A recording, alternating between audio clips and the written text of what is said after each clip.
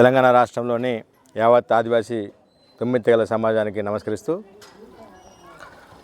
గత 3 రోజులుగా ఈ యొక్క భద్రాద్రి కొత్తగూడెం జిల్లా గుండాల మండల పరిధిలో ఉన్నటువంటి ముత్తాపురం పంచాయతీ పరిధిలో ఉన్నటువంటి ఏకలవ్య మోడల్ రెసిడెన్షియల్ స్కూల్లో ఒక చిన్న సంఘటన, అంటే అది సాంస్కృతిక ఒక యుద్ధంలాగానే వాళ్ళు వలస గోరుబంజారాలు మన ప్రాంతంలో మన యొక్క ఆచార వ్యవహారాలకి మన సంస్కృతి విరుద్ధంగా ఒక తీజ్ పండుగని నిర్వహించడంతో అది దాన్ని ఖండిస్తూ చేయటం పద్ధతి కాదు.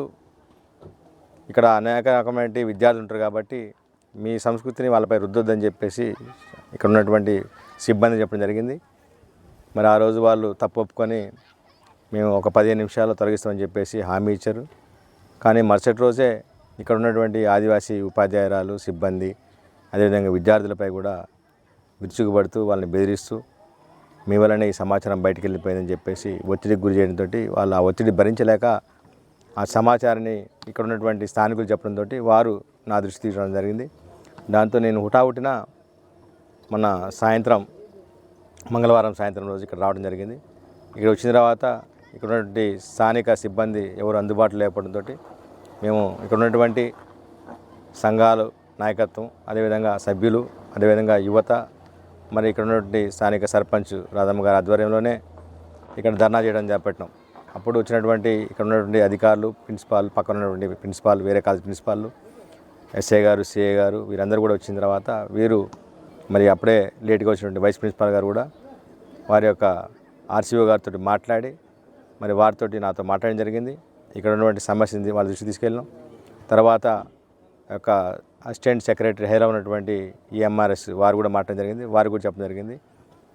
ఇటువంటి మరి ఈ సంస్కృతి విష సంస్కృతి ప్రచారం చేస్తున్నటువంటి అవుట్సోర్సింగ్ ఉద్యోగులు నలుగురు ఎవరైతే ఉన్నారో ఆ నలుగురిని సస్పెండ్ చేయాలని చెప్తే వాళ్ళు అర్ధరాత్రి వరకు కూడా నాంచి మా పరిధిలో లేదు, మేము ఇప్పుడు చేయలేము, రాత్రి అయిపోయింది, మేము రేపు మాట్లాడతామని చెప్తే సరే మేము కూడా రేపటి వరకు ఉంటామని చెప్పేసి ఇక్కడ కూర్చోవడం జరిగింది. ఇక్కడనే కూడా నిద్రించడం జరిగింది. సుమారు 30 మంది అయినప్పటికీ తెల్లవారి మళ్ళీ నిరాహార దీక్ష చేస్తామని చెప్పేసి ఒక సందేశం కూడా ఇచ్చినాం. మేము 2 రోజుల పాటు నిరాహార దీక్ష చేస్తామని. అయితే నిన్న మధ్యాహ్నం ఇక్కడ వచ్చినటువంటి ఆర్సీఓ గారు మరి అన్ని విషయాలు తెలుసుకొని వారు కూడా జరిగింది వాస్తవమే, విద్యార్థులతో మాట్లాడినారు. వాళ్ళు కూడా వాళ్ళు జరిగేటువంటి వివక్ష ఇక్కడ అంటే తీజ్ పండుగ అన్నది జరగరానిది, ఒక వారం రోజుల పాటు చేసినది అదొక అంశం. ఇక్కడ తప్పు జరిగింది, అది ఒప్పుకున్నారు వాళ్ళు. అది కాకుండా ఆదివాసీ విద్యార్థులపై ఒక వివక్ష, కులపరమైన వివక్ష, వీళ్ళకి పెట్టే తిండిలో వివక్ష, వీళ్ళకి చెప్పే చదువులో వివక్ష, అసలు వాళ్ళు ఆడే ఆటలో కూడా వివక్ష. అంటే ప్రతిదీ కూడా ఒక వర్గానికి కొమ్ము కాసు, ఒక వర్గానికి పెద్దపీట వేస్తూ ఈ యొక్క ఆదివాసీ పిల్లల్ని మాత్రం చిన్నచూపు చుట్టంతో మరి వాళ్ళు కూడా నిన్న మేడం గారికి కంప్లైంట్ రిటర్న్ వార్తాపూర్వకంగా ఇవ్వడం జరిగింది. ఈ 2 అంశాలు, అదేవిధంగా ఈ రిక్రూట్మెంట్ ఏ విధంగా సాగుతుంది అంటే అదేవిధంగా ఈ యొక్క అడ్మిషన్స్ ఏ విధంగా సాగుతున్నప్పుడు మా చేతుల్లో ఏం లేదు, ప్రిన్సిపాల్ చేతులు లేదు, ఆర్సీఓ చేతులు లేదు, పీఓ చేతులు లేదు, ఐడిడే పీఓ చేతులు లేదు, కలెక్టర్ చేతులు లేదు. మొత్తం కూడా ఇప్పుడు హైదరాబాద్లో ఉన్నటువంటి యొక్క ఈఎంఆర్సీ చూసినటువంటి డిప్యూటీ సెక్రటరీ మరి యొక్క సెక్రటరీ ఉన్నటువంటి ధరంసోత్ వెంకన్న వారి చేతిలో నడుస్తుంది. అదేవిధంగా గురుకులాలు చెందినటువంటి అజ్మీరా కృష్ణ అనేటువంటి అసిస్టెంట్ సెక్రటరీ అని వేరే తెలిసిన వాళ్ళు చెప్పడం జరిగింది. వారిద్దరి చేతుల మీదుగానే ఈ యొక్క గురుకులాలు కావచ్చు, ఈ యొక్క ఈఎంఆర్ఎస్ స్కూళ్ళల్లో అడ్మిషన్స్ మొత్తం కూడా పిల్లలకి వాళ్ళే ఇస్తున్నట్టు తెలిసింది. అదేవిధంగా ఈ సీట్లు రావడానికి కూడా దానికి కొంత ఏజెన్సీ వ్యవస్థ, ఒక ఏజెంట్ చైన్ నెట్వర్క్ ఇక్కడ ఏర్పాటు చేసుకున్నారు. అంతా కూడా అవుట్సోర్సింగ్ ఎంప్లాయీస్ ద్వారా ఒక్కొక్క సీటుకి ఒక్కొక్క రేట్ ఫిక్స్ చేసుకుని ఒక 25,000, 50,000, 1,00,000 ఇట్లా మొత్తం కూడా కేంద్ర ప్రభుత్వము ఎవరి ప్రయోజనాల కోసం, ఎవరి భవిష్యత్తు కోసం, ఏ యొక్క తెగల భవిష్యత్తు కోసం అయితే ఈ స్కూల్ కట్టినో వందలాది కోట్ల రూపాయలతో 23 స్కూల్ కట్టిన ఇప్పటికే ఈ యొక్క తెలంగాణ రాష్ట్రంలోనే పూర్తి ఆదివాసీ ప్రాబల్య ప్రాంతాలు కడితే ఆ ఆదివాసీ పిల్లల్ని అడ్మిషన్లు ఇవ్వకుండా పూర్తిగా మెజార్టీ 75% సీట్లు మొత్తం కూడా ఈ యొక్క వలస లంబాడులకు ఇచ్చేసి ఈ వచ్చినటువంటి మిగిలిన 25% అసలైనటువంటి ఆదివాసీ పిల్లల్ని వివక్షకు గురి చేయడంతో ఇది చాలా పెద్ద ఎత్తున మరి జరుగుతున్న కుట్ర అని చెప్పేసి మా సమాజానికి ఏదైతే డాక్టర్ బిఆర్ అంబేద్కర్ గారు ఏదైతే రాజ్యాంగంలో రాసినటువంటి విద్య ఒక ప్రాథమిక హక్కు, ఇది ఎవరికి అందాలో వారికి అందడం కోసమే రిజర్వేషన్ కల్పిస్తే ఆ వర్గాలకు అందాల్సిన రిజర్వేషన్ని కూడా వీళ్ళు దోచుకున్నటువంటి మరి ఈ కుట్రలు చేస్తారని చెప్పే విషయాన్ని ఆ రోజు రాత్రి మేము తెలుసుకోవడం జరిగింది. దీన్ని పెద్ద ఎత్తున చేయాలని చెప్పేసి ఇప్పటికే మాకు వేరే ఈఎంఆర్ సెంటర్స్ కూడా అక్కడ నుండి ఆదివాసీ ఉపాధ్యాయులు మాకు అక్కడ జరుగుతున్న అన్యాయాలు కూడా మా దృష్టికి తీసుకురావడం జరిగింది. అదేవిధంగా గురుకులాల్లో కూడా ఇక్కడ తీజ్ పండుగ ఎట్లా చేసినో కొన్ని చోట్ల గురుకులాల్లో కూడా ఈ యొక్క శీతల పండుగ, ఇంకోటి ఏదో మన దాటుడు పండుగ, ఇటువంటి గోరు బంజారాలు అంటే ఉత్తరాది రాజస్థాన్ గుజరాత్ పండుగలను కూడా చేస్తున్నట్లు వాళ్ళు కూడా మాకు చెప్పడం జరిగింది. సో దీంతో ఈ యొక్క విద్యని అందనీయకుండా చేస్తున్నట్టు కుట్ర ఒకటి ఆదివాసీలకి, అదేవిధంగా సాంస్కృతిక దోపిడీ ఒకటి. ఈ స్కూళ్ళలో సాంస్కృతికపరమైనటువంటి విష సంస్కృతిని మా యొక్క చిన్నపిల్లల ఆదివాసీ పిల్లల మెదడులోకి మరి వ్యాప్తి చేసింది. కాబట్టి దీన్ని అరికట్టడం కోసమే రేపటి నుంచి ఆమరణ నిరాహార దీక్ష చేయడానికి కూడా నేను పూనుకోవడం జరిగింది. దీనికి ఇప్పటికే మా యొక్క ఆదివాసీ ప్రజా సంఘాలు ముఖ్యమైన సంఘాలు తురిందెంబ కావచ్చు, ఆదివాసీ సంక్షేమ పరిషత్తు సంపూర్ణ మద్దతు తెలియజేసినందుకు మరి వారికి ప్రత్యేకంగా ధన్యవాదాలు చేస్తున్నాం ఆ రెండు కమిటీలకి.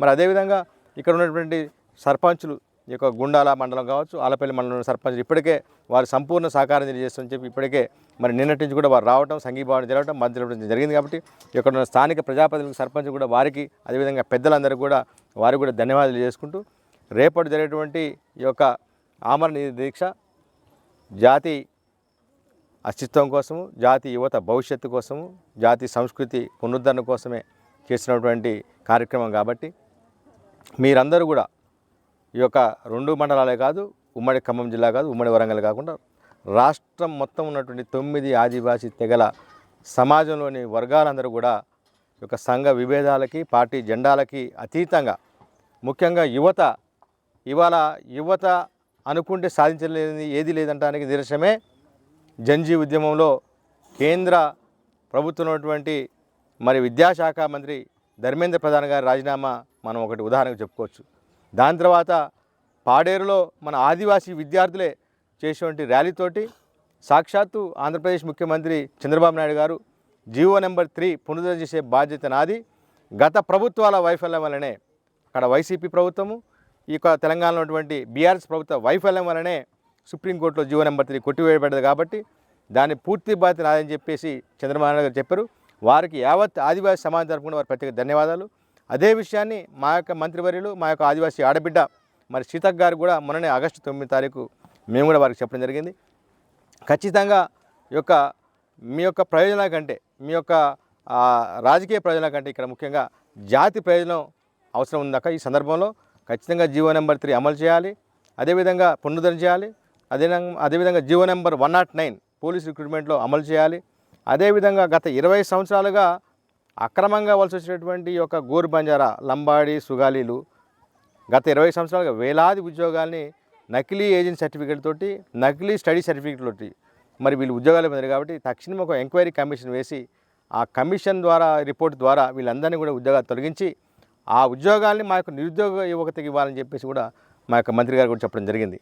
అదేవిధంగా గత 50 సంవత్సరాలుగా మరి విద్య, ఉద్యోగాలు, రాజకీయాలు, భూములు, అదేవిధంగా సాంస్కృతిక నిధులు దోచుకున్నటువంటి మరి ఈ యొక్క దోపిడీ పైన కూడా మరి ఒక ప్రత్యేక జ్యుడిషియరీ కమిషన్ వేసి ఆ యొక్క రిపోర్ట్ను కూడా ఒక 3 నెలల కాల పరిధి వ్యవధితోటి మరి ప్రకటించాలి, మరి ఆ యొక్క శ్వేతపత్రాన్ని బహిర్గతపరచాలని చెప్పేసి కూడా మా మంత్రి సీతక్ గారికి, అదేవిధంగా ఆ రోజు సభకు వచ్చినటువంటి గౌరవనీయ భద్రాచలం శాసనసభ్యులు తెల్ల వెంకటరావు గారికి, అశ్వాపేట శాసనసభ్యులు మరి జారా ఆదినాయక్ గారికి చెప్పడం జరిగింది. వారు కూడా హామీ ఇచ్చారు ఆ రోజు. తర్వాత మేడారంలో మరి కల్పిస్తామని చెప్పేసి మాట ఇచ్చి కూడా మరి మాట తప్పినారు వారు. ఆ విషయము మరి యావత్ ఆదివాసీ సమాజం కూడా మీడియా ద్వారానే వారందరూ కూడా తెలియజేయడం జరిగింది. సరే, ఇప్పటికైనా సరే ఆ రోజు మీతో పాటు గోరుబంజా నాయకులు రావటం వల్ల మా యొక్క ఉద్యమ నాయకులు మీరు పక్కన పెట్టి ఉండొచ్చేమో, కానీ వాళ్ళకి భయపడి. కానీ ఒకటి చెప్తున్నాము, మీరు జాతిని కాదని మీ యొక్క రాజకీయ అధికారం కోసం గోరు బంజారాలతో అంటగాగుతూ అలయ బలయ చేస్తే మాత్రం సహించే ప్రసక్తే లేదు. జాతి కోసం, జాతి అస్తిత్వం కోసం, జాతి ప్రయాణం కోసం ప్రాణాలు ఇవ్వడానికైనా సిద్ధమే అని చెప్పేసి మరి రేపటి నుంచి ఆమరణ దీక్ష చేస్తున్నారు. కాబట్టి మీరు ఏ స్థాయిలో ఉన్నా, ఏ పదవుల్లో ఉన్నా సరే మీరు ఖచ్చితంగా దిగి రావాల్సిందే.